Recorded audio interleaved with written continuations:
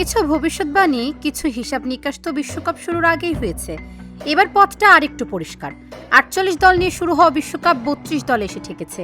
শেষ ৩২-এর প্রতিপক্ষ চূড়ান্ত হওয়ার পাশাপাশি পরের ধাপগুলোতে কে কার মুখোমুখি হতে পারে সেটি অনেকটাই স্পষ্ট। স্বাভাবিকভাবে এখনকার হিসাব নিকাশ তাই আগের চেয়ে আরও বাস্তবসম্মত। যেমন নকআউটে প্রথম ম্যাচের ফলের অনুমান ঠিকঠাক মিলে গেছে।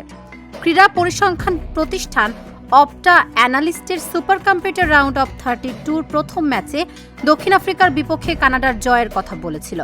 শেষ পর্যন্ত হয়েছেও তাই। এবার আসি বিশ্ব চ্যাম্পিয়নের প্রেডিকশনে।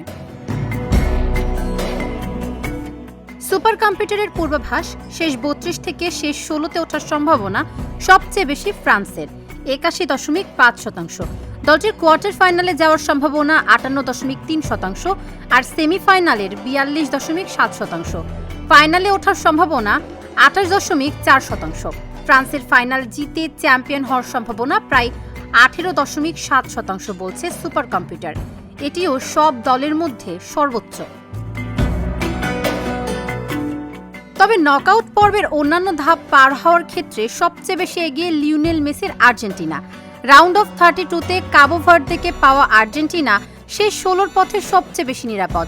শুধু তাই নয়, আর্জেন্টিনার কোয়ার্টার ফাইনালের সম্ভাবনা ৭০.৫%, সেমিফাইনাল ৪৯.৬% ও ফাইনালে ওঠার সম্ভাবনা প্রায় ৩০%। সব দিক থেকেও সবার ওপরে রয়েছে বর্তমান বিশ্ব চ্যাম্পিয়নরাই। তাদের জেতার সম্ভাবনা ৮৯.২%। অর্থাৎ সুপার কম্পিউটার ইঙ্গিত দিচ্ছে ফাইনালে ওঠার লড়াইয়ে আর্জেন্টিনার পাল্লা ফ্রান্সের চেয়েও ভারী।